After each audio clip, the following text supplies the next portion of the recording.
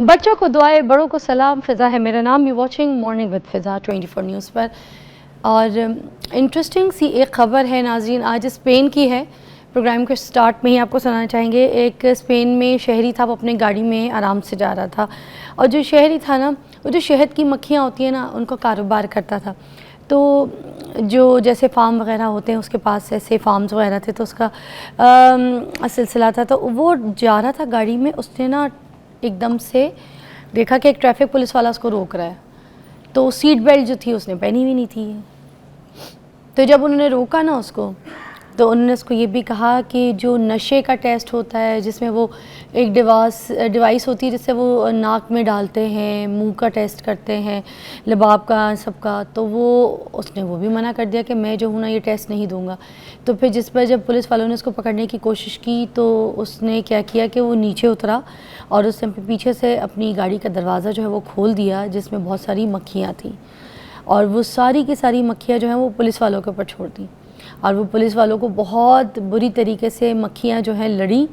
फिर एक करीबी रेस्टोरेंट जो था वहाँ पर उन्होंने पनाह लेने की कोशिश की, और उनको मजबूरी कोई और रास्ता समझ नहीं आया। तो फिर उस दौरान जो है ना, काफ़ी नुकसान किया मक्खियों ने भी। एक फ़नी भी है ये ख़बर, मुझे देखा जाए तो मैं मतलब सोच रही थी कि सुबह सुबह मुझे क्या न्यूज़ मिली। अच्छा, फिर उसके बाद वो तो वहाँ से भाग गया, फ़रार हो गया। और फिर पुलिस वाले जो हैं उन बेचारों को हॉस्पिटल लेके गए, वहाँ पे उसका इलाज हुआ और शदीद ज़ख्मी थे। फिर उसके बाद पुलिस वाले तो रिवेंज पे आ गए, उसको फिर पकड़ा गया और फिर उसके ऊपर FIR वगैरह हुई, उसके ऊपर ये सारे केसेस जो हैं ना थोपे गए। तो दुनिया में अजीब अजीब सी हरकतें जो है ना हो रही हैं, कुछ समझ नहीं आ रहा। मैं तो कभी कभी ये सोचती हूँ कि हम जैसे पाकिस्तान में कभी ऐसी न्यूज़ देखते हैं तो हम बड़े परेशान होते हैं कि हमारे पाकिस्तान मुल्क में क्या क्या हो रहा है, मगर जब हम दूसरे ममालिक में झांकते हैं तो वो जो हमारी ख़बरें हैं बहुत छोटी लगती हैं। ऐसे ही टॉपिक की तरफ आते हैं। आज नाज़रीन हमारा जो टॉपिक है वो ये है कि सर्वाइकल पेन, ये जो गर्दन है ना, जिसमें कभी हम मोबाइल यूज़ कर लें या फिर, अच्छा ये जो मेरा माइक है ना, हम सो सॉरी, इसमें अर्थ आ रहा है, तो मैं बोलती हूँ कोई मसला नहीं है, मगर इसमें अर्थ आ रहा है। मुझे पहली मरतबा, ऐसा कभी हुआ कोई नहीं है। तो जो मुझे माइक लगा हुआ है ना, उसमें अर्थ आ रहा है नाज़रीन। अर्थ ये होता है जो हल्का सा करंट होता है। तो ब्रेक ले लें, एक ब्रेक के बाद मिलते हैं आपको।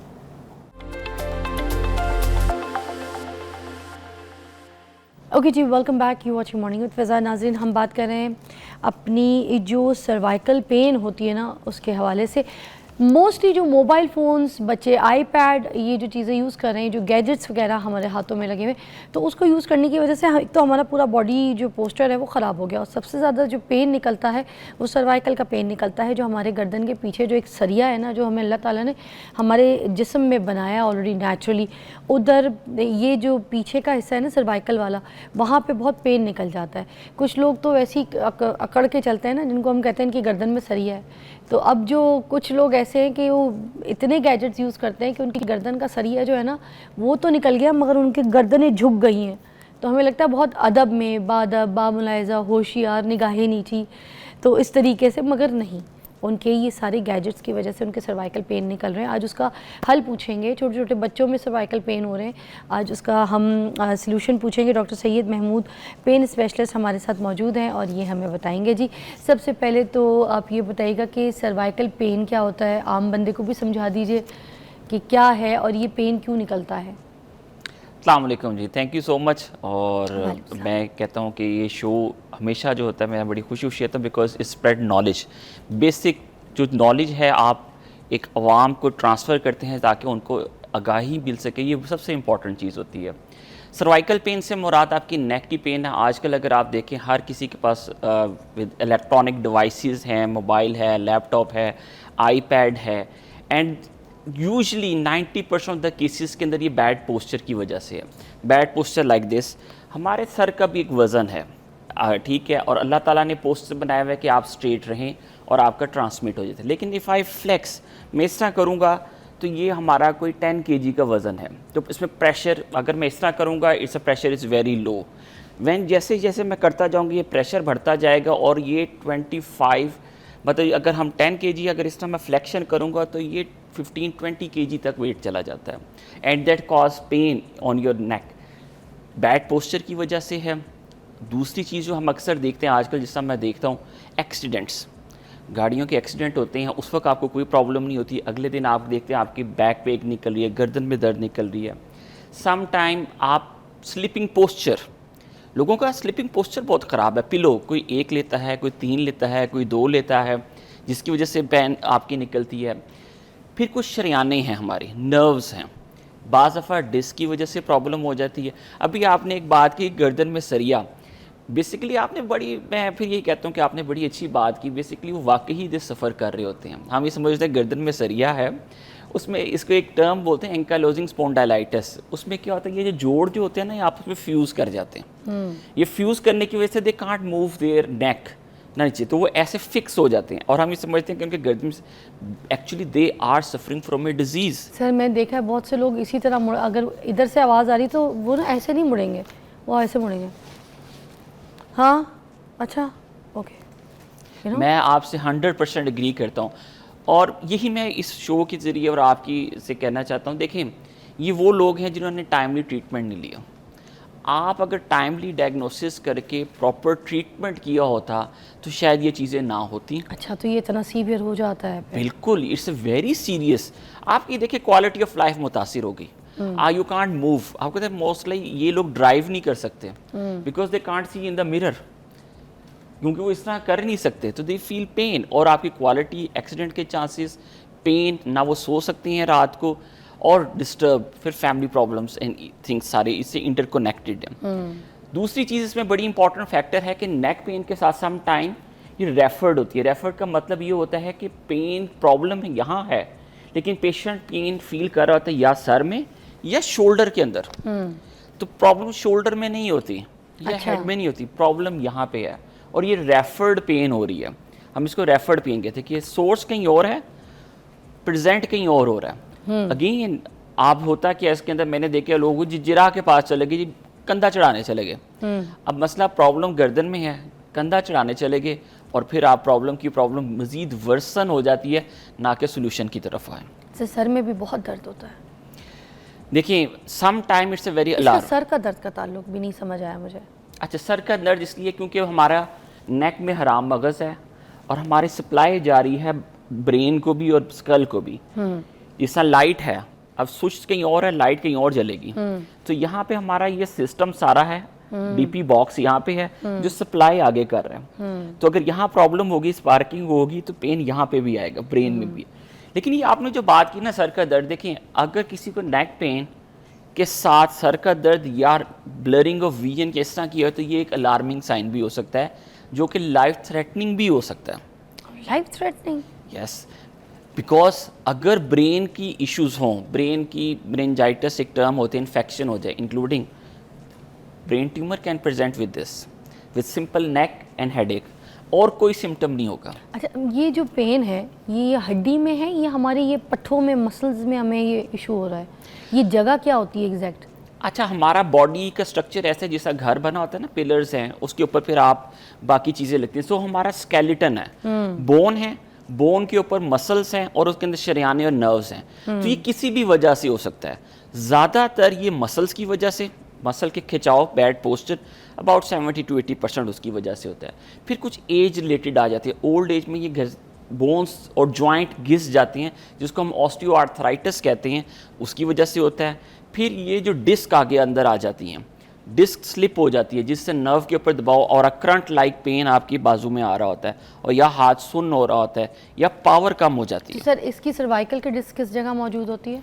सर्वाइकल की डिस्क हमारी को इधर 6-7 को डिस्क है, तो हमको C1, 2, 3, 4, 5, 6, 7 बोलती हैं।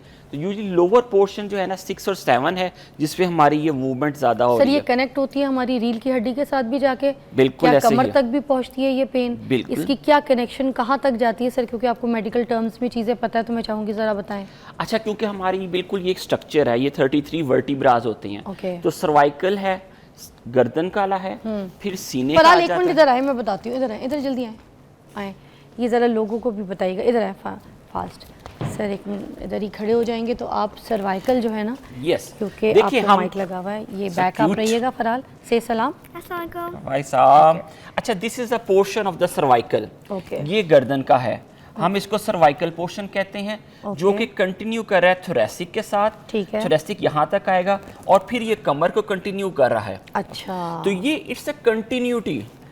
और ये पेन, अगर यहाँ पे पेन होगी तो ये रेफर्ड पेन, रेफर्ड से मुराद है क्योंकि इसमें से हराम मगज से नर्व्स निकल रही हैं जो यहाँ भी सप्लाई कर रही हैं और सर को भी जा रही हैं। अच्छा। दैट्स वाई अगर यहाँ की प्रॉब्लम होगी तो पेन सर पे भी आ सकती है, बैक पोर्शन पे और कंधे में भी। तो ज़रूरी नहीं है कि सर का दर्द हो तो उधर प्रॉब्लम है, या शोल्डर की पेन कंप्लेंट कर रहा है तो प्रॉब्लम इधर ही है। No, problem is in the neck. So it's very important. ये हिस्ट्री एग्जामिनेशन से एक चीज़ आपके, मुझे अगर एक छोटी क्यूट सी बेबी के साथ मुझे याद आ गया, आजकल तो कम हुए हैं मेरे पेशेंट सडनली, ये स्कूल खुलेंगे ना, मेरे पास बच्चे बड़े आते हैं नेक पेन, हेडेक। इस एज के बच्चे भी, हाँ, दर्द में मैंने देखा है बहुत। तो ये इनको इस एज में क्यों दर्दें हो रही हैं? आईपैड? हाँ हाँ, आईपैड से ज़्यादा स्कूल बैग्स हैं। ओ ठीक है, मैंने सही कहा ना, school bag it's very heavy. कभी आप उठा के देखिए, बच्चों के साथ जुल्म है वैसे। 7-7, 8-8 किलो के, 10-10 kg के हैं। 15-15 किलो, 8-8 Yes. किलो। और वो बच्चे क्या कर रहे थे, कंधे लटके हुए हैं और झुक के ऐसे चल रहे हैं क्योंकि वेट को करने की, एंड दे स्ट्रेच। ये सारा पेन उनके, और उनकी ग्रोथ मुतासिर, हाइट मुतासिर होती है, headache, quality of life. Sir, बच्चों की बॉडी भी यूं झुकी हुई, नॉट लाइक स्ट्रेट नहीं है, बॉडी लैंग्वेज ही कुछ नहीं है। What is this? This is because ऊपर निकले हुए। यस, ये देखें, मैंने आपको बताया बैग, इस आप यूरोप में देखें उन्होंने ख़त्म कर दिया।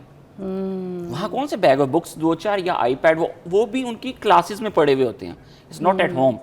दूसरी चीज़ आजकल, फिर मैंने बात की मोबाइल गेम्स, टीवी, ये आर द फैक्टर्स। आजकल इंडोर गेम्स ज़्यादा हैं, आउटडोर गेम्स ही नहीं है, एक्टिविटी नहीं है, बिकॉज ऑफ मेनी रीजंस। तो बच्चे आजकल बड़े मुतासिर हैं, जिसको हम इग्नोर कर जाते हैं। बच्चों की कैपेसिटी ज़्यादा है बियर करने की, लेकिन ये बच्चों के साथ मैं आपको बताया, अभी ये छुट्टियां है ना, तो ज़रा मेरे कम हो गया, मेरे पास बच्चे आना शुरू हो गए। हाय हाय हाय, सर बैठिए। अब ये जो बच्चे आपके पास आते हैं, इनको फिर किस तरीके की थेरेपीज़ और एक्सरसाइजेज जो हैं आप रेकमेंड करते हैं? क्योंकि देखिए, जब बड़ा इतना सीवियर पेन जो है वो बर्दाश्त नहीं कर सक रहा, और आपने कहा है कि ये बहुत डेंजर कॉज हो जाता है, तो फिर ये जो छोटे छोटे बच्चे हैं जिनको अब ये सारी मसाइल जो है फेस करनी पड़ी इतनी छोटी उम्र में, उनके लिए जो सॉल्यूशंस हैं वो प्लीज़ ब्रेक के बाद बताइएगा। ठीक है, ठीक है, ब्रेक।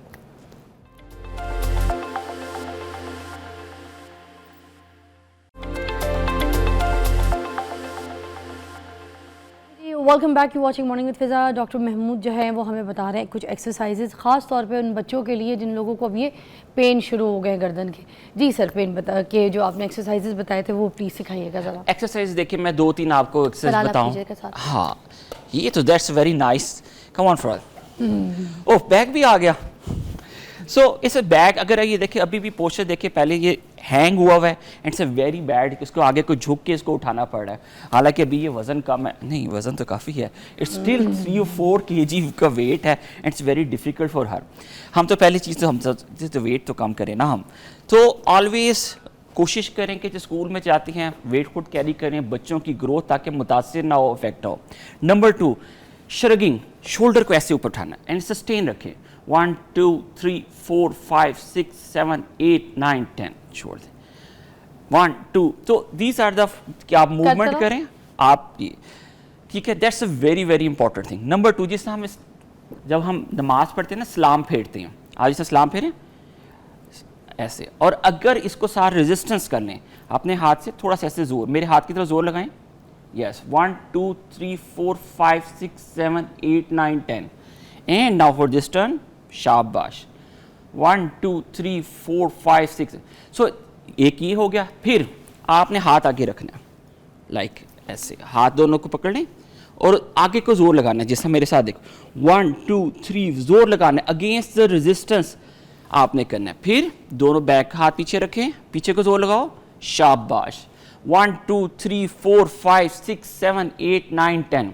फिर हमने राइट साइड पे हाथ ऐसे रख के इस तरफ, फिर right, and now to the left, against the resistance आपने जोर लगाना है, ताकि आपके नेक के चारों मसल जो हैं, सामने वाले, पीछे वाले और साइडों, ये स्ट्रॉन्ग हो जाएंगे और ये आपकी गर्दन को पिलर की तरह काम करके सपोर्ट करेंगे और आपको पेन और आपकी क्वालिटी ऑफ लाइफ, फ्लेक्शन, ये सारी चीज़ें इंप्रूव कर देंगे। और ये कितने सेट्स करने हैं हमने बच्चों को जब कराना है? कम से कम 3 to 5 3 to 5 मतलब ये hardly it took about 5 minute.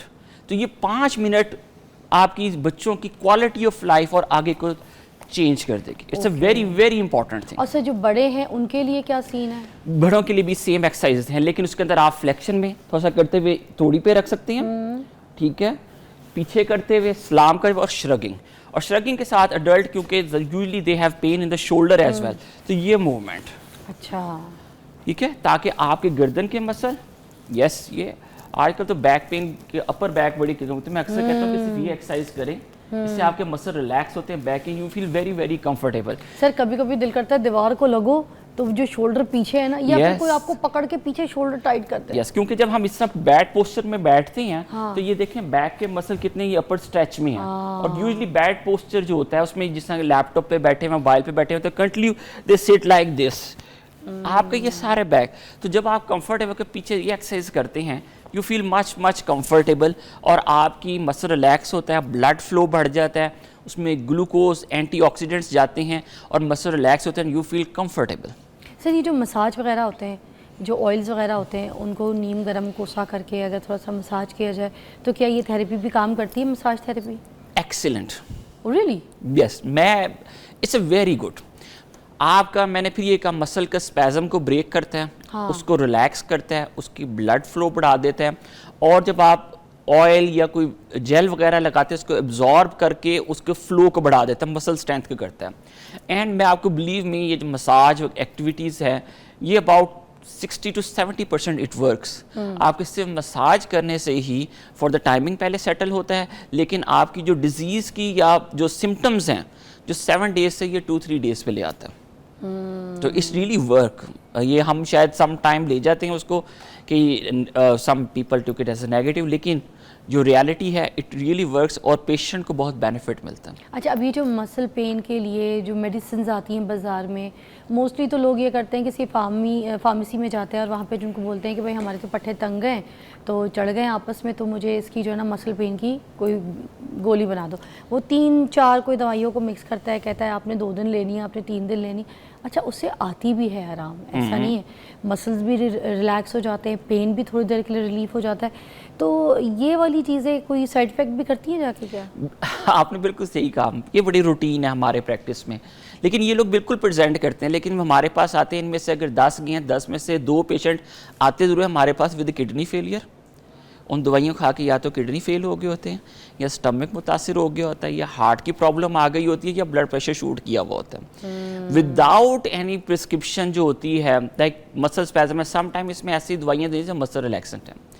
Pharmacist ऐसी दवाइयाँ देते हैं जिनके साइड इफ़ेक्ट ज़्यादा होते हैं, बेनिफिट कम होता है, और आप लॉन्ग टर्म खाते हैं, आइडिया आपको होता नहीं है, और पेशेंट प्रेजेंट एक प्रॉब्लम से निकलता है और पता लगता है कि आपके किडनी फेल हो गए हैं और अब वो डायलिसिस की बातें हो रही हैं। सर कितने टाइम के बाद ये इश्यूज आना शुरू हो जाते हैं अगर कोई इस तरह की चीज़ों को, दवाइयों को जो है ना अपने लिए एक सोल्यूशन समझे और खाता रहे, तो ये कितने टाइम में इस तरह से डेंजर हो सकता है किसी बंदे अच्छा, को kidney? More than 5 to 7 days से ज़्यादा कोई भी खाए ना, उसमें अबाउट 80% चांस है कि उसकी या तो गैस्ट्राइटिस के साथ, या किडनी की प्रॉब्लम, या हार्ट प्रॉब्लम के साथ आ सकता है।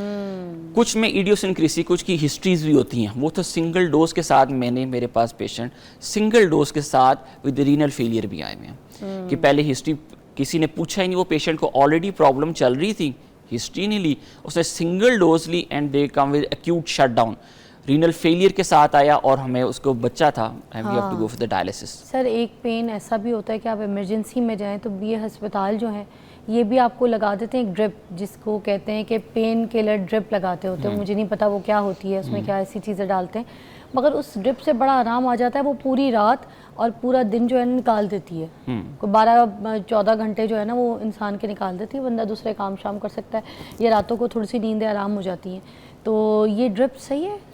अच्छा, इंडिकेशन है, मोस्ट ऑफ द टाइम जो ड्रिप्स दी जाती है ना वो पैरासिटामोल की इन्फ्यूजन होती है, अच्छा, जस्ट लाइक ए पैनाडोल। हाँ। तो आईवी फॉर्म में जो हम देते हैं 1 ग्राम देते हैं, it's a very effective, very safe, usually आपके 6 to 8 आवर्स आपके निकाल जाती हैं, और इंटरनेशनल रिकमेंडेशन भी यही है, it's all over the world. अच्छा, पेन किलर खाने से बेहतर है कि ये वाली ड्रिप लगवा लें? पेन किलर या पैनाडोल लें, टैबलेट, क्योंकि ये अब फार्मासिस्ट पैनाडोल देते नहीं है यूजुअली, ये हाई पोटेंसी देते हैं कि ताकि पेशेंट कहे जी मुझे फ़ौरन आराम आ गए, ये बड़ा अच्छा फार्मासिस्ट है, इसकी एक दवाई से आराम आ गया, लेकिन वो पोटेंसी ज़्यादा है, कॉम्प्लिकेशन के चांसेस आर वेरी हाई। या तो आप घर में हैं तो मैं कहूँगा आप पैनाडोल ले लें, ज़्यादा सेफ ये है, या कोई सम टाइम मसल रिलैक्सेंट आता है, लेकिन आई विल प्रेफर कि आप कंसल्टेंट के पास जाएँ, विजिट करें, और बहुत पेन जिस तरह आपने कहा इमरजेंसी जाएँ, usually we start with paracetamol. Paracetamol की ही इन्फ्यूजन देते हैं और नॉर्मल स्लाइन या ड्रिप लगा देते हैं, जिसकी वजह से अबाउट 60 to 70% को इमीडिएटली आराम आ जाता है।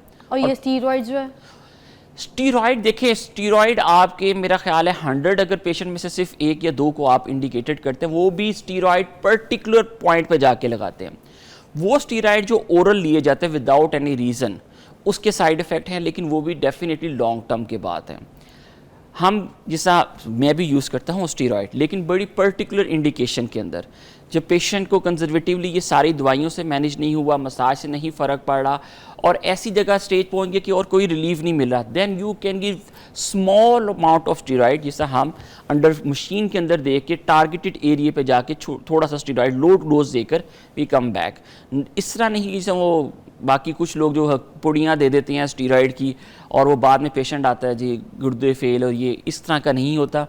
पर्टिकुलर इंडिकेशंस हैं, हर पेशेंट को आप नहीं दे सकते, सिर्फ लिमिटेड कुछ इंडिकेशंस है उसके अंदर स्टीरॉइड रिक्वायरमेंट है। ज़बरदस्त डॉक्टर महमूद, आपने बहुत अच्छी तरीके से रहनुमाई की, बहुत अच्छा समझाया, गाइड भी किया, और बच्चों की भी एक्सरसाइजेज बताई, बड़ों की भी बताई। अपना बहुत ख्याल रखिए, अगर आपको इस तरह से कोई सर्वाइकल पेन हो रहा है, कोई इशू है, तो बहुत ज़्यादा डेंजर कॉज हो सकता है, उसको अभी से रोकिए, उसकी एक्सरसाइजेज कीजिए, उसका ख्याल कीजिए, उस पर मसाज कीजिए, अच्छी टिकोर कीजिए, और बस आम पैनाडोल जो है उसको खा के आप अपने आप को थोड़ा सा ठीक कीजिए, बस लाइफ स्टाइल थोड़ा सा चेंज कीजिए, you will be fine. Take a break.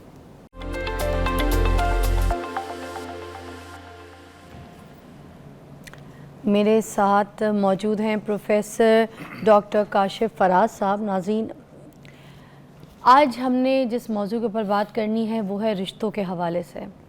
वो रिश्ते जो आपस में नाराज़ हो जाते हैं, जो आपस में एक साथ नहीं चल सकते, कुछ ऐसे रिश्ते जैसे चाचा, ताया, मामू, फूफियाँ, खालाए, अक्सर इनके मुंह बने रहते हैं, नाराज़ ही रहते हैं।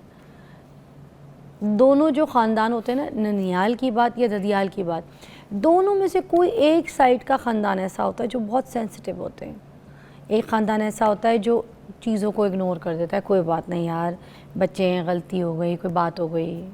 और एक दूसरा ख़ानदान ऐसा होता है जो छोटी छोटी सी जो बात है ना, बाल से भी बारीक बात, उसको पकड़ेगा, खींचेगा। और कुछ रिश्तेदार ऐसे हैं कि जो किसी एक की सपोर्ट करते हैं तो वो दूसरे वाले जो रिश्तेदार हैं वो उनसे भी, और जिनकी सपोर्ट करें उनसे भी नाराज़ हो जाते हैं, और छोटी छोटी सी बातों को निकालेंगे कि भाई मेरे बेटे को डांट दिया, उनका क्या हक बनता था, अपने बेटे को डांटें, उनका मुंह है, उन्होंने मेरे बेटे को जलील कर दिया, ठीक है। अच्छा, जब शादी पे बुलाते हैं तो हमारे पास कार्ड तो लेट आया, तो पहले उनकी तरफ तो पहुंच गया था। शादी पे तस्वीर खिंचाने के लिए हमें बुलाया नहीं, मैं खुद उठ के गया था, गलत बात है, तो पहले इनको बुलाना चाहिए था, ख़ानदान के बड़े थे, खड़े हुए थे सामने, ठीक है। अब हमें एहसास करना चाहिए कि अगर कोई शादी वाला घर है, उसमें सारे घर वाले बिज़ी हैं, पता नहीं कहाँ से, किस जगह से, कैसे कैसे लोगों को मैनेज कर रहे हैं, कौन कौन से काम देख रहे हैं, ठीक है। वो जो बाराती हैं, जो आए हैं मेहमान लोग, असल मेहमान तो वो होते हैं, उनको देखभाल कर रहे हैं, उनको लुक आफ्टर कर रहे हैं, उनका खाना पीना चीज़ें, फिर छोटी छोटी बातें निकालना, शादी के बाद जाके हमें खाना ठंडा दे दिया तो बोतलें ठंडी नहीं थी, तो पूरियाँ कम पड़ गई थी, ठीक है। तो हाय देखो बच्चियाँ डांस कैसे कर रही थी, तो डांस के लिए भी मसले, अब तो हमें नहीं उठाया, हमने तो प्रैक्टिस भी की थी डांस की, हमें नहीं उठाया, जानबूझ के नहीं उठाया, क्योंकि उनको पता था ना हमने महफिल मेला लूट लेना था, तो फुप्पियों को नचाया कोई नहीं। इस पर भी लड़ाइयाँ होती हैं। और सबसे ज़्यादा नाराज़गी कहाँ होती है? रिश्तों के मामले में। मेरे बेटे को रिश्ता ही नहीं दिया, यह क्या बात हुई?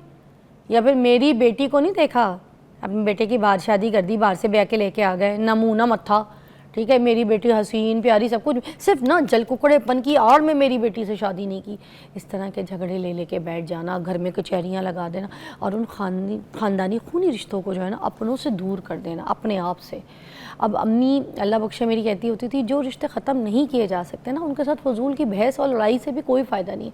तो आपको भी पता ही है वो रिश्ते हैं जो कहीं ना कहीं घूम फिर के आपको टकराएंगे, किसी महफिल में, किसी शादी में, किसी गमी में, किसी फौतगी में, ठीक है, कभी कोई बीमारी में या अच्छे बुरे हालात में कहीं ना कहीं आपको टकराएंगे, या किसी और रिश्तेदार के घर किसी महफिल में।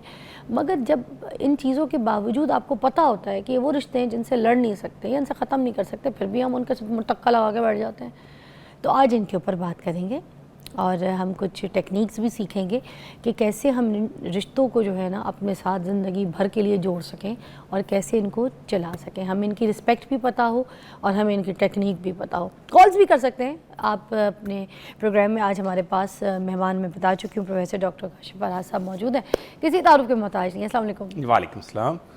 फराज साहब, काशिफ साहब, क्या कहेंगे? जितना अच्छा आपका मौजू है, इस पे आपने जो इंट्रो दिया है उसमें सारी बातें ही आपने कर दी। इंसान फितरी तौर पर अलग रहने के लिए कायनात में आया ही नहीं। अगर वो अलग रहने के लिए आता तो हज़रत आदम अलैहिस्सलाम को जब अल्लाह ताला ने अपनी तमाम तर रानाइयों समेत बनाया था तो वो अकेले ही दुनिया में रहते और राज करते। तो अल्लाह ताला ने उनके वजूद से जब अम्मा हवा को पैदा किया तो दरअसल ये पहली निशानी थी कि इंसान रिश्तों के बगैर नहीं रह सकता। ये पहला रिश्ता था जो अल्लाह ताला ने ख़ुद अपने हाथों से कायम किया और अल्लाह ताला की विल शामिल थी। इसी वजह से जो मियाँ बीवी का रिश्ता है उसको सबसे खूबसूरत रिश्ता कहा जाता है, क्योंकि ये अल्लाह ताला ने ख़ुद अपने हाथों से बनाया और अल्लाह ताला ने दोनों को पैदा करके फिर दोनों को अल्लाह ताला ने एक ख़ास तरह का हुक्म दिया जो कि किसी और रिश्ते में नहीं था। तो उसी रिश्ते की वजह से दीगर रिश्ते जो हैं वो सारे आपके सामने आते हैं। अभी आपने बात की कि अगर रिश्ते इतने कीमती हैं, इतने खूबसूरत हैं, मोतियों की तरह हैं, फूलों की तरह हैं, फिर क्या वजह है कि हम लोग नाराज़ हो जाते हैं? एक्चुअली मौला अली ने बड़ा खूबसूरत बात की नहजुल बलागा में। आप कहते हैं रिश्ते खून के नहीं एहसास के होते हैं। जब एहसास मर जाता है तो फिर खून तो कोई चीज़ ही नहीं है। सबसे अहम चीज़ एहसास होती है। नाराज़गी के बारे में कहा जाता है कि नाराज़ होने के लिए भी कोई रिश्ता चाहिए होता है। नाराज़गी कोई ऐसी चीज़ नहीं है जो किसी पर भी लुटाई जा सके। इसी तरह चलते चलते आप कहें ना सड़क पे किसी मैं तुमसे नाराज़ हूँ, उसे क्या परवाह होगी? परवाह उसी को होगी ना जो मेरा बहुत करीबी होगा, जिसके साथ मेरा एक तल्लुक़ होगा। सो बाज़ औक़ात नाराज़गी बताने के लिए भी होती है कि मैं आपका करीबी हूँ और आप मेरे करीबी नहीं हो पा रहे, इसलिए मैं नाराज़ हूँ। यहाँ तक तो बात ठीक है, जहाँ दो इंसान होंगे, जहाँ दो बर्तन होंगे, आवाज़ भी आएगी, मसाइल भी होंगे, परेशानी। मगर जब बात इससे आगे बढ़ती है, जैसे आपने कहा कि वो रिश्तों तक पहुँच जाती है, फिर रिश्ते टूटना शुरू हो जाते हैं, फिर हम एक दूसरे से दूर होना शुरू हो जाते हैं, तो मुझे बाबा जी इशफाक अहमद सब याद आ गए। बड़ी खूबसूरत बात उन्होंने की। एक दफ़ा घर बैठे हुए थे, मुझे कहने लगे कि बेटे किसी दिन हम अपने करीब तरीन लोगों को ये सोच कर खो देंगे, अगर वो मुझे याद नहीं करता मैं उसे याद क्यों करूं? तो वो अक्सर कहा करते थे कि जो एक हफ़्ता तुम्हें याद नहीं करता, तुम्हारा फ़र्ज़ है उसको याद कर लो। यानी जो आपसे कनेक्ट नहीं हो पा रहा, आपका काम है कि आप उससे कनेक्ट हो जाए। अच्छा, याद करने का जो आप हमें मफ़हूम समझा रहे हैं वो ये है कि सिर्फ हमने याद करना है, सामने वाले को बताना नहीं है। नहीं, कनेक्ट होना है। याद करने में तो कनेक्ट होना। अच्छा। यानी उस ज़माने में तो जबकि मैं बात करूँ उस वक्त तो ये सोशल मीडिया नहीं होता था, ना ही मोबाइल्स थे। उस वक्त तो या हम जाते थे या हम टेलीफोन की कॉल किया करते थे या हम ख़त लिखा करते थे। तो कनेक्शन रहना चाहिए कि याद रहेगा कि मेरा कोई रिश्ता भी है, मेरा कोई जानने वाला भी है, मेरा कोई चाहने वाला भी है, मुझसे कोई प्यार करने वाला भी है और मैं किसी के लिए भी मौजूद हूँ। हम रिश्तेदारों के साथ तोहफे तवाइफ का भी सिलसिला नहीं जोड़ते कि जैसे कभी होता है ना कि कभी कोई तोहफा ले गए कोई, तो वो बाद में हम ये ना रखते कि ये आए थे तो खाली हाथ आए थे, इन्होंने तो कोई तोहफा या कुछ नहीं लेकर आए थे, ना मिठाई, ना कोई केक, ना कोई बिस्किट, ना कुछ, तो फिर हम क्यों इनके लिए दोबारा लेके जाए? ये बातें भी दिल में रख लेते हैं। सही कह रही हैं आप। असल में यहाँ जो आपने बात की, यहाँ रिश्तों के अंदर बिजनेस आ गया। देखिए, जब आप कुछ दे रहे होते हैं तो आप ये तवक्को रख के नहीं दे रहे होते कि आपको उसके रिटर्न में भी कुछ आएगा। ये बड़ी अजीबो गरीब बात है कि आप ये सोचकर किसी के घर कुछ लेकर जाएं। अभी आपने कहा तोहफे तोहफ़, जानती है दुनिया का सबसे खूबसूरत तोहफा कौन सा है दुनिया में? कौन सा? वक्त आपका। मेरा वक्त मेरे लिए सबसे कीमती है। इस वक्त आपको मुझे एहसास नहीं वक्त का, क्योंकि आप और मैं सांस ले रहे हैं। मेरे साथ चलिए किसी मरते हुए से पूछिए कि एक लम्हे सांस की कीमत क्या है तुम्हारे लिए। तो हम जब किसी को अपना वक्त देते हैं, जब अपना आप उसको दे देते हैं, चल कर आप जाते हैं, अपना अखराजात करते हैं, वक्त लगाते हैं, टाइम देते हैं, अपने काम छोड़ते हैं, इससे खूबसूरत तोहफा कायनात का कोई नहीं है। खाली चीज़ें भेजने से आपके अंदर वो रिश्ते पैदा नहीं हो सकते जो आपका वक्त देने से। आप सर इस वक्त को और एलैबोरेट करेंगे, बड़ी प्यारी बात है, क्योंकि मैं ये भी पूछना चाहूँगी इसके साथ कि जैसे आज हम ये कहते हैं ना कि आज किसी के पास वक्त नहीं है, कोई किसी को वक्त दे रहा है तो बड़ी बात है। मुझे लगता है बहुत पहले भी लोग यही बात करते होंगे कि आज के दौर में वक्त किसी के पास नहीं है ना। तो हम ये छोटी सी ब्रेक के बाद इसको और एलैबोरेट करेंगे, कॉल्स भी शामिल करेंगे।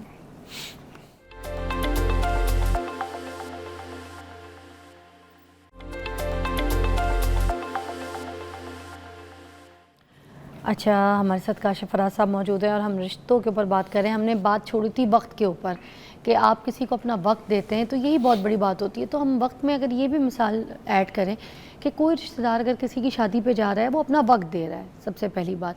अब अगर उसने अपना वक्त दिया, वो आया, ठीक है, उसने शादी अटेंड की, सब कुछ रिश्तेदार बुला के जो है मुँह नहीं लगाते कुछ रिश्तेदारों को, ठीक है, इज़्ज़त नहीं बख्शते।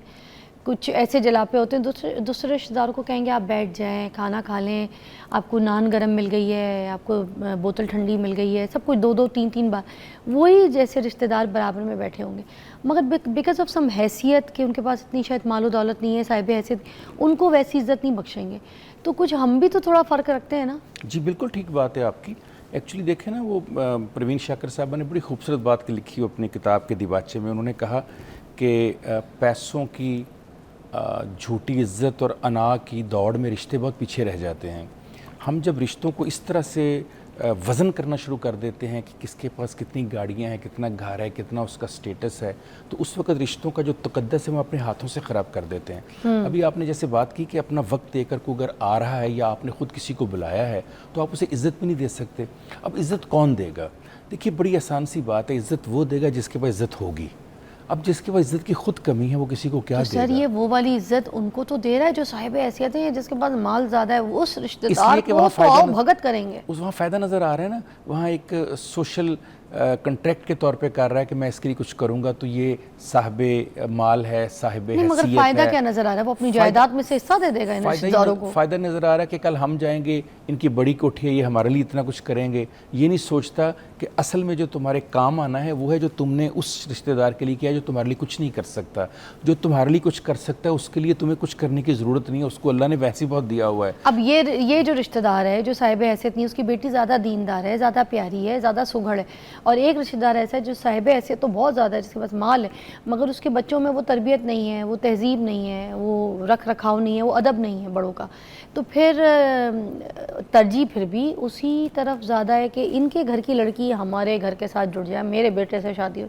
और जिनके पास बेटी है मगर हैसियत इतनी नहीं है तो उस लड़की को देखेंगे भी नहीं सही से। जी आपकी बात ठीक है। वो एक पुरानी हकायत है ना कि किसी बाप ने कीमती हीरा जो था वो अपने बेटे को देकर कहा कि बेटा इसको जो है ना तुम बढ़ई के पास फ़रोख्त करके आओ। वो बढ़ई के पास गया, बढ़ई ने उसको देखा तो उसने कहा जी मैं तो इसका 10-20 रुपये दे सकता हूँ।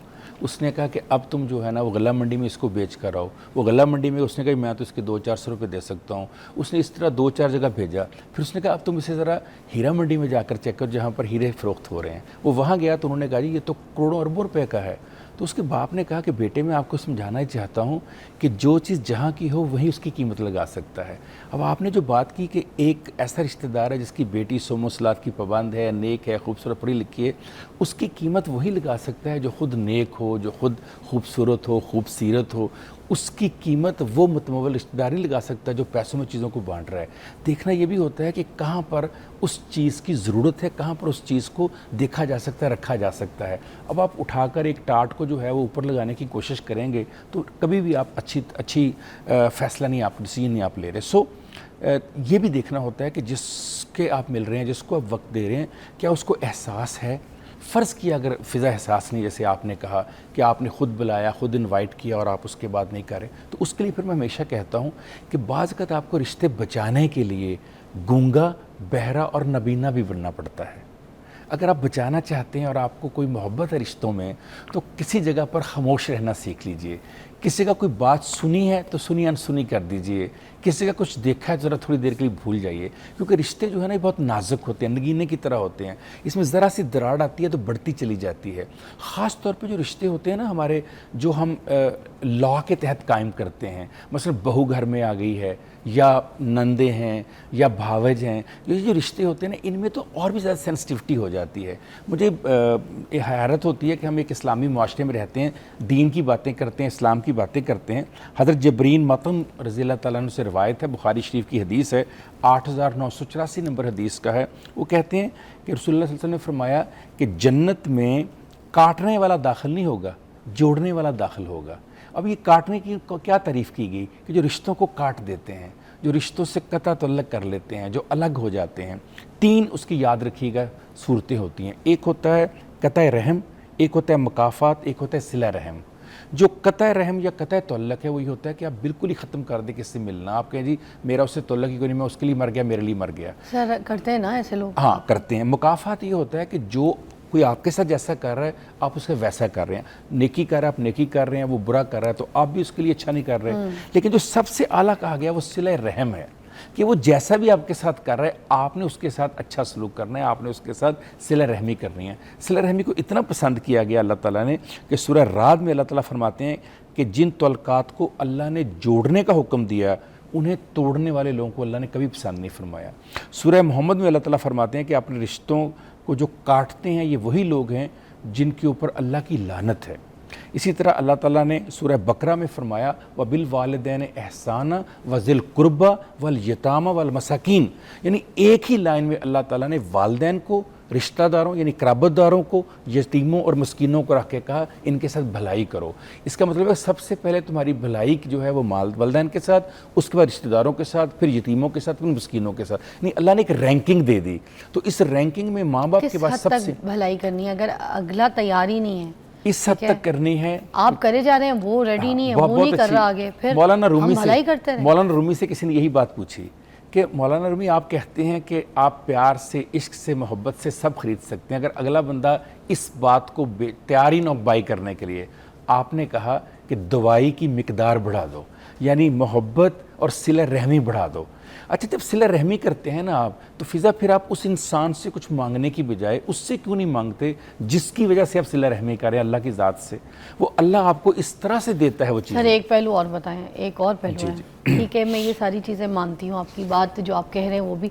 देखिए ज़माने का भी तो फ़र्क होता है, पहले के ज़माने कुछ और थे, हमारे नबी पाक का दौर कुछ और था, उसके बाद जो और सिलसिला चलता आया, जो हमें समझाया गया है, जो नबी पाक की उम्मत से, सीरत से जो हमने सीखा, जिस तरह के सिला रहमी और रिश्तेदारों से, लोगों से, अहबाबों से, भाई बहनों के साथ कैसा सलूक, ये सब कुछ हमने सीखा।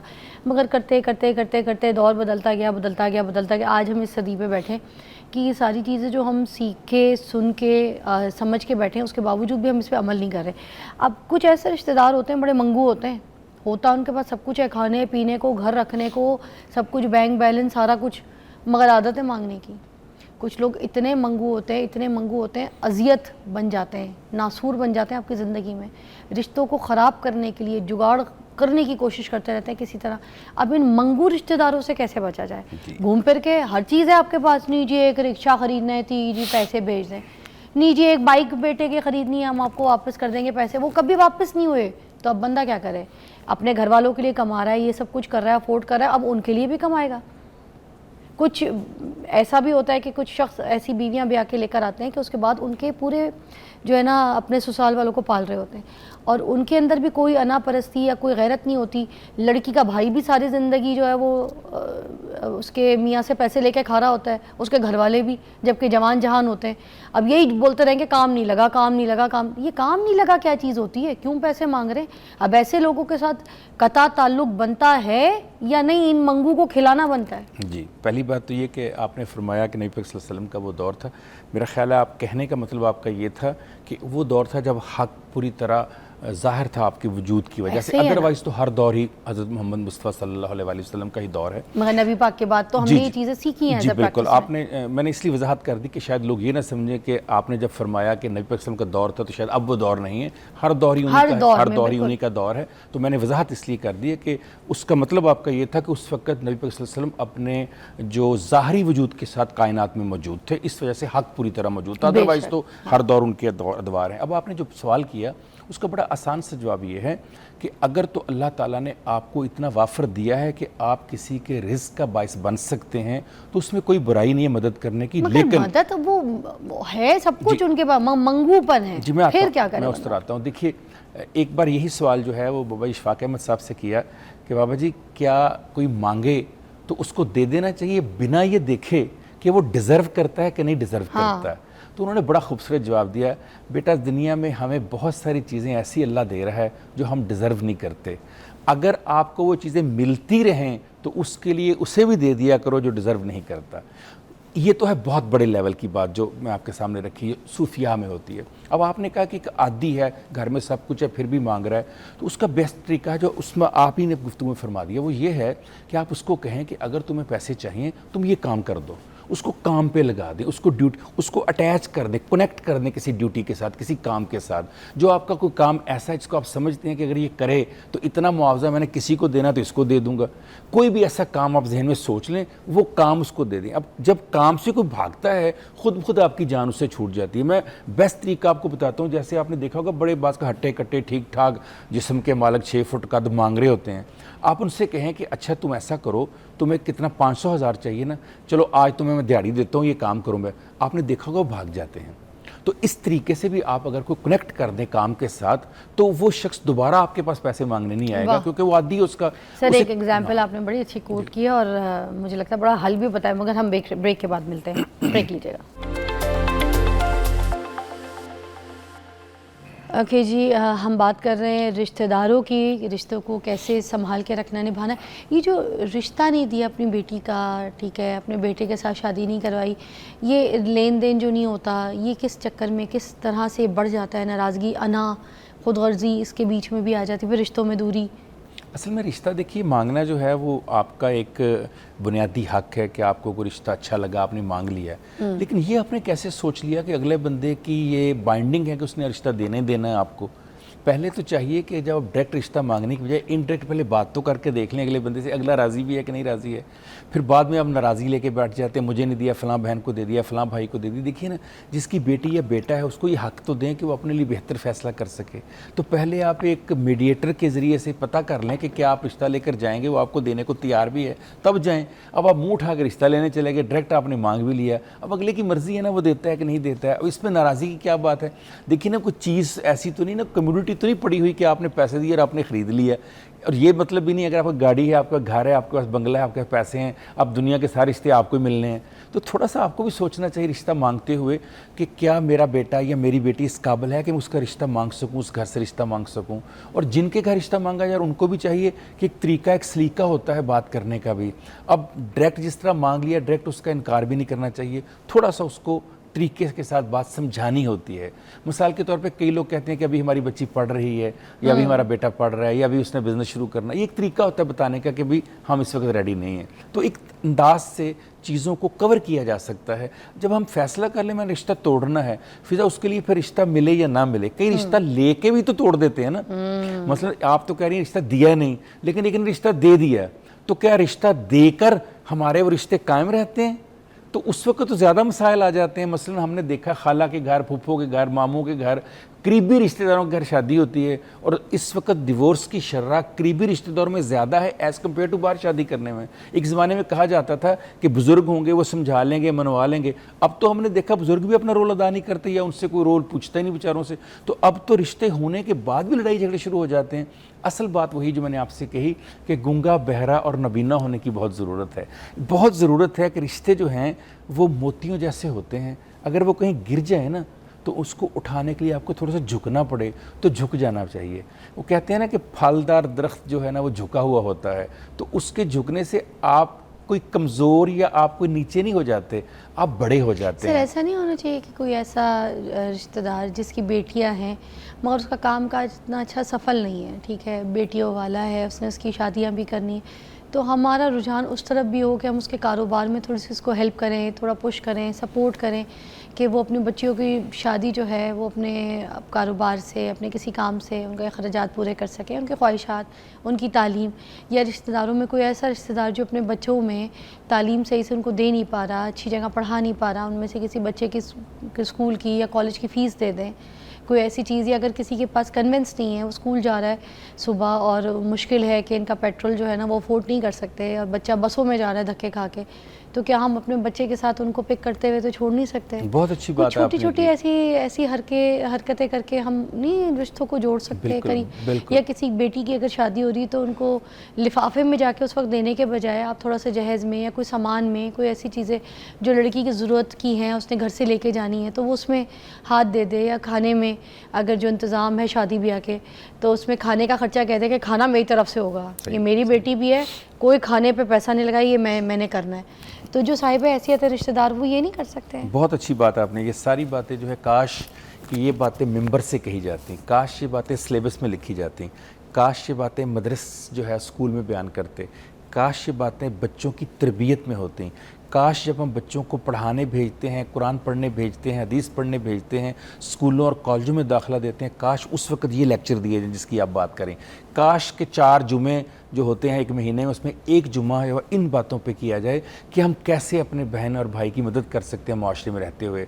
ये जो मस्जिद का कॉन्सेप्ट था ना इस्लाम में, वो यही था जिसकी आप बात कर रहे हैं कि कौन आया कौन नहीं आया, जो नहीं आया क्यों नहीं आया, उसके घर रोटी है, उसके घर आराम है, उसके घर सुकून है, उसके घर कोई परेशानी तो नहीं, तो मस्जिद में चेहरे देख कर पहचानने के लिए, वरना तो घर में भी नमाज़ पढ़ी जा सकती थी ना, क्यों कहा गया कि मिलकर मिलें। इसी वजह से आपने फरमाया कि थोड़ी थोड़ी तरीके से सलीके से हम मदद कर सकते हैं। आपने तो कहा ना वो चीज़ें जिसमें कोई पैसा इन्वॉल्व है, मैं तो इससे भी आसान कहता हूँ, फिज़ा सलाम लेने से, सिर्फ किसी से मिलने से, किसी घर की बेल देकर कहने थे अस्सलाम वालेकुम जी, मेरा दिल कर रहा था कि आपसे बात करूं, आपको देख लूं, बस आपको देख लिया। जो ऐसे हमारे बुज़ुर्ग कहा करते थे कि आपको देख लिया, तो देखने से, बात करने से, वक्त देने से, हाल पूछने से, ख्याल रखने से, हाथ पकड़कर चला देने से, बिठा देने से, इनसे रिश्ते मजबूत होना शुरू हो जाते हैं। कोई लंबी चौड़ी इन्वेस्टमेंट भी नहीं आपको करनी पड़ती, और अल्लाह ने आपने दिया है, जैसे आपने फरमाया कि दिया है तो दिए में से ही तो आपने देना है, कौन सा आपने अपने पास से देना है, तो उसमें से अगर आप तरीके से और सलीके से मदद कर देंगे वो भी बड़ी खूबसूरत। इसलिए सपोज जैसे आप साहिब हैसियत नहीं हैं फॉर एग्जांपल, और मैं ऐसी हैसियत रखती हूँ कि मेरे पास घर में खाना पीना याशी में बाहर अच्छे रेस्टोरेंट्स में अपने बच्चों को खिला भी सकती हूँ सब कुछ, तो अगर मैंने आपके घर जाना है या फिर आपको अपने घर बुलाना है सपोज़, और मुझे पता है कि आपके घर में गोश्त नहीं पका और अच्छा खाना नहीं पका हुआ, तो मैं ये भी तो फ़ोन करके कह सकती हूँ कि आज मैंने बड़े मज़े का खाना पकाया है तो तैयार हो जाए, मैं आ रही हूँ, मिल के बैठ के खाएँगे, मैंने आपके साथ खाना है। अब उसमें हमने उनको जलील भी नहीं किया कि यार आपने हमें गोश्त नहीं खिलाया, और उसमें ये भी हो गया कि उनकी इज़्ज़त भी रह गई, पर्दा भी रह गया इज़्ज़त का, अपने बच्चों को भी लेके गए, खाना भी अपने घर से ले गए, उधर बैठ के खा लिया, उनके घर की हाज़िरी भी हो गई। ये भी नहीं हुआ कि कल को बच्चे आके ये बाप को बोले या माँ को बोले कि आपके हम उनके घर में जाते हैं हमें खाना अच्छा नहीं मिलता, तो बच्चे भी शिकायत नहीं, क्योंकि बच्चों को भी तरबियत मिल गई कि बच्चे देख रहे हैं कि अम्मी अबू तो ख़ुद खाना लेके जा रहे हैं, ताया के घर, ये चाचा के घर अगर साहिब हैसियत नहीं है, और मगर प्यार मोहब्बत तो वहीं बढ़ जाएगी ना, तो हम इस तरह की भी तो छोटी छोटी हरकत कर सकते हैं। जी बिल्कुल, क्यों नहीं कर सकते, बल्कि हमें तो दीन का हुक्म ही ये है। नबी पाक आखिर हज़रत मोहम्मद मुस्तफ़ा सल्लल्लाहु अलैहि वसल्लम उन सहाबा के घर जाना ज़्यादा पसंद करते थे जिनकी माली हालत, जैसे आपने फरमाया, कि कमज़ोर थी, और वहाँ जाकर आप बाकायदा फरमाइश करते थे, और जब वो चीज़ आती थी तो अल्लाह ताला के हुक्म से उस चीज़ में, उस रिज़्क़ में इतना इजाफ़ा अल्लाह कर देता था कि वो सहाबी समझते थे कि इतने मेहमान आ गए हैं, इसका गुजारा इतने दूध में, इतने गोश्त में कैसे होगा। तो आप जब उनसे कहते थे कि तुम लेकर आओ और बरकत देखो, तो दरअसल उसके अंदर बरकत ऐड हो जाती है कि वो थोड़ी चीज़ भी बड़ी हो जाती है, जैसे आपने फरमाया। तो बहुत ही अच्छी और ख़ूबसूरत बात है कि आप एक तो उनको बुलाने की भी जहमत न दें, क्योंकि पता नहीं किराया है कि नहीं है, पता नहीं वो आ सके ना आ सके, पता नहीं उनके पास लिबास है कि नहीं है, तो आप छोटी मोटी कोई ऐसी जगहों के ऊपर, किसी पार्क में, किसी ग्राउंड में, किसी एरिया में आप छोटा सा फंक्शन करके भी उन लोगों को, या उनके घर जैसे आपने फरमाया जाकर, और फिर ये है कि जब उनके घर जाएं तो लिबास भी वो पहन कर जाएं, जो लिबास वो अफोर्ड नहीं करता Yes, वो वाला लिबास ना wow, पहने, very good वो point. गाड़ी ना लेकर जाएं जो वो गाड़ी अफोर्ड नहीं करता, उस तरह का लेविश लाइफस्टाइल उनको ना दिखाएं जाकर कि उनको जो उनकी अज़ियत हो। उन जैसा ही बनकर उनके साथ ही बैठ जाएं। इसलिए मैं हमेशा कहता हूं कि रिश्ते जो है ना वो कभी भी तबई मौत नहीं मरते। ये बात बहुत मेरी याद रखिएगा, रिश्ते कभी तबई मौत नहीं मरते, रिश्तों को हमेशा कत्ल किया जाता है। 3 कातिल हैं जिनसे हमें बचना है। आखिरी बात आपसे कर रहा हूँ, पहला कातिल है नफरत, दूसरा सबसे बड़ा कातिल है नज़रअंदाजी, और तीसरा कातिल है गलत फहमी। इन तीनों से जब आप बच जाएंगे तो आपके रिश्ते कायम रहेंगे। मौला अली ने फरमाया था कि जो चाहते हैं उनके रिज़्क़ में इजाफ़ा हो, उम्र उनकी दराज हो, बुरी मौत दूर रहे, वो सिर्फ अल्लाह से डरे, रिश्तों को जोड़ना शुरू कर दे। इसी सारी चीज़ खूबसूरत उसके पास बात आ के साथ जाएंगी। हम ब्रेक लेंगे। बहुत बहुत शुक्रिया आपका। आपको मिलते हैं एक छोटी सी ब्रेक।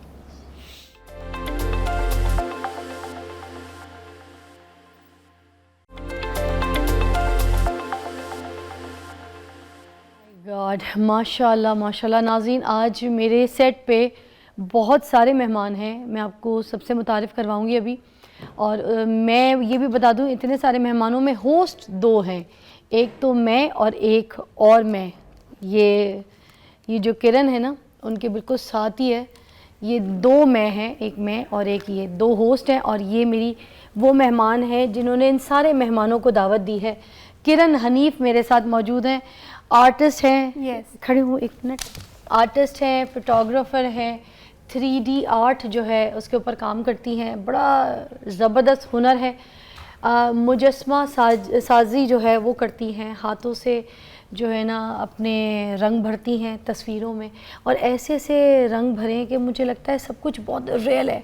कोई ये आँख की पिक्चर बनाई है तो मुझे लग रहा है ये देख रही है, ऐसे जैसे बिल्कुल कोई सब कुछ जिसको ना हम देख सकते हैं, just so real, very nice. और पहले मैं आपके काम की तारीफ़ कर दूं, फिर मैं आपकी ये भी आपकी तारीफ़ है किरण, मैं क्या करूं, ठीक है। इसके बारे में बताइएगा किरण, ये किन को देख के बनाई है आपने? ये मेरा सेल्फ पोर्ट्रेट है। ओके। और ये जो है ना, मेरी एक पूरी सीरीज़ चली थी लाइट एंड शैडोज़ के साथ। ये मैं अपने नाम से ही इंस्पायर हूँ। किरण का मतलब ही होता है रे ऑफ लाइट, तो उसी चीज़ को मैंने अपनी पेंटिंग पे उतारा। अच्छा अच्छा अच्छा अच्छा। ये वैसे मुझे थोड़ी थोड़ी आपसे भी मिल रही हैं जी। और यमुना जैदी से भी मिल रही है। ऐसे ही है? यमुना जैदी का भी फेस कट और थोड़ा सा लिप्स वगैरह इस तरह के प्यारे, उनका भी थोड़ा सा गोल और इस तरह। हाँ, तो मुझे ये यमुना भी लग रही है, और ये मुझे लगता है सजल है। ये सजल अली हैं। पक्का ना सजल? Yes. देख लो आपके सामने।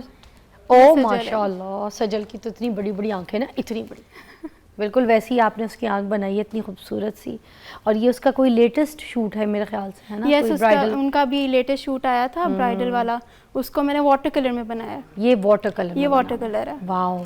और उनकी आंख के जो लेंस तक हैं आपने उसको भी कितना खूबसूरत शेडिंग में, जैसे ऐसा लग रहा है हमारे सामने बिल्कुल रियल है। देखें, मैं आपको ज़रा क्लोज में भी दिखा दूँ, ये देखें, सो ब्यूटीफुल, कितना खूबसूरत। Oh wow Sajal, you should see, कितनी खूबसूरत पिक्चर इन्होंने आपकी बनाई, कितनी एफर्ट से बनाई है। ये आप टैग कीजिएगा ये रील, मैंने ठीक उनको है? टैग किया था। ये रील आप उनको टैग कीजिएगा, ओके। ठीक है? तो सिर्फ पिक्चर टैग ना कीजिएगा, रील टैग कीजिएगा। आप बताइएगा आप उनकी कितनी बड़ी फ़ैन है। जी जी। और हमारे पाकिस्तान की बहुत सेंसिबल, प्यारी, इनोसेंट एक्ट्रेस है। We should appreciate, we should love our actors.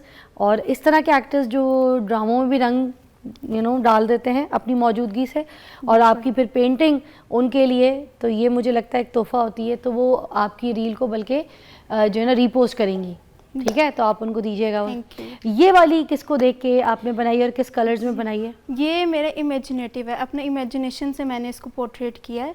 और ये ऑयल मीडियम है, ऑयल पेंट मीडियम है। और ये ऐसा था कि ये वही सीरीज़ है कि मैंने अपने नाम से इंस्पायर हुई हूँ, लेकिन इससे एक मैसेज ये जाता है कि जितने भी लाइफ में अप्स एंड डाउन्स आते हैं, हमें उसमें ना उम्मीद नहीं छोड़नी चाहिए। तो ये मैसेज मैं कन्वे करना चाहती हूँ। ये धूप का शेड पड़ रहा है उनके ऊपर, जी बिल्कुल, जिसमें एक आँख के ऊपर भी उसका शेड आ रहा है, कितना नेचुरल नेचुरल लग रहा है। और ग्रीनरी से आपने क्या दिखाया, ये जो पत्ते हैं इससे आप क्या पोर्ट्रेट करा रही हैं, और इन्हीं का शेड अक्स जो है वो पीछे इनका किसी दीवार पे या मिरर में आ रहा है? ये वॉल है पीछे, और जो नेचर है ना वो हम सब के अंदर वैसे ही बहुत होती है, क्योंकि नेचर जो है वो अल्लाह पाक से कनेक्ट होती है, तो इससे भी एक उम्मीद मिलती है, एक काल्मनेस मिलती है। और जो बैकग्राउंड में मैंने शेडो को ज़्यादा प्रोमिनेंट किया है, उसका मतलब ये है कि उन जो हमारी लाइफ में हर्डल्स आते हैं, मुश्किलात आती हैं, उनको मैंने इन शेडोज़ में हाइड कर दिया है, और सिर्फ लाइट को मैंने दिखाया है कि आपकी ज़िंदगी में जितने मर्जी हर्डल्स आते हों, सिर्फ आप कोशिश मत छोड़ें और उम्मीद का सहारा लेते हैं। Very nice. किरण बड़ी टैलेंटेड बच्ची हैं, हमारे साथ है, आज मेहमान है हमारी। ब्रेक के बाद दोबारा ज्वाइन करते हैं आपको और उनका मज़ीद काम डिस्कस करते हैं। किरण बहुत इम्प्रेसिव, बहुत अच्छा काम किया, चीज़ों को देख के ना दिल करे आंखों में बिठा लूँ। तो कहाँ से सीखा? मैं एक विजुअल आर्टिस्ट और गोल्ड मेडलिस्ट हूँ। मैंने Lahore college for women university से अपनी डिग्री और बैचलर्स में अपना काम किया है, और वहाँ से मैंने गोल्ड मेडल हासिल किया। ऑनलाइन कोई चीज़ें बेच रही हैं अभी? आपके क्लाइंट्स हैं, लोगों जी को बिल्कुल, काम करके दे क्लाइंट्स रही हैं, मैं ऑनलाइन काम करती हूँ और एज अ फ्रीलांसर भी हूँ मैं। वाह। तो ये वाली जो पेंटिंग्स हैं इनकी एग्जीबिशंस की हैं आपने, कोई जी, सेल बिल्कुल। की है अभी? मैं एग्जीबिशंस बहुत जगह करवा चुकी हूँ, जैसे कि आर्ट स्पेस है, हमारी जितनी भी गैलरीज़ हैं उसमें मेरी पेंटिंग्स हैंग होती हैं। इसके अलावा मेरे काफ़ी कंपटीशंस में भी पार्ट लिया है और विन किया मैंने। वाह। तो जैसे ये वाली पेंटिंग है, कितने दिनों में बना लेती हैं? ये वाली पेंटिंग मैंने तकरीबन 2 वीक्स में बना ली थी, क्योंकि ये ऑयल पेंटिंग है, ये लेयर बाय लेयर काम होता है। अच्छा। इसमें एकदम सारी डिटेल्स नहीं आती हैं, पहले 1 बाय 1 एक लेयर लगती है, फिर डिटेल, सेकंड डिटेल, फिर थर्ड, फिर जो हाइपर रियलिज्म काम होता है ना वो एट द एंड आता है। वाह। अच्छा, और भी कुछ पेंटिंग जो दिखानी बहुत ज़रूरी थी, ये क्या चीज़ है, इसके बारे में बता दें, दिखा भी दें। ये क्या है? 3D आर्ट है, इसके ऊपर प्लास्टर ऑफ पेरिस से काम किया गया। अच्छा, 3D आर्ट। ओके। इसके नीचे वायर से इसको सपोर्ट दी गई है। ओके। और इसके ऊपर प्लास्टर पेरिस से इसकी पूरी शेप को कार्व किया गया। उसके बाद पेंट किया गया, और जो एंड पे ये जो ग्लोजी इफेक्ट आ रहा है, जो वाटर इफेक्ट आ रहा है, वो रेजिन से दिया गया, इपॉक्सी रेजिन। ये एक्चुअल में क्या, इसको डिस्क्राइब करें पूरी पिक्चर, कि ये एक मछली है ना, जो पानी में, समंदर में नीचे जा रही है, ठीक है। ये देखें, इसका 3D इफेक्ट दिख रहा है आपको, ये मैं मूव करके दिखा रही हूँ साइड से, देखें आपको दिख रहा है, ये 3D इफेक्ट है।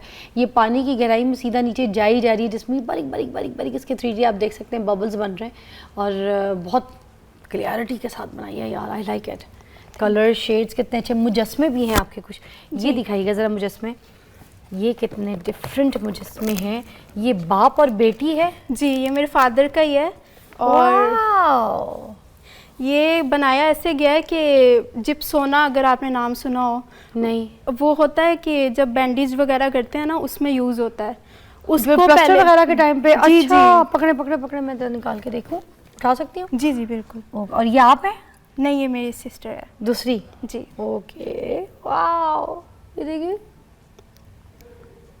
Oh wow, very nice. अच्छा, तो उससे बनाया आपने, और ये कितने दिन में सूख जाता है? उससे बनाया नहीं है, उससे बस इसका फोम निकाला गया है। इसके बाद इसमें प्लास्टर पेरिस ऐड करके तो मोल्ड जैसे बन जाता है ना, मोल्ड में फिर प्लास्टर पेरिस डाला है, तो ये फेस निकल आया।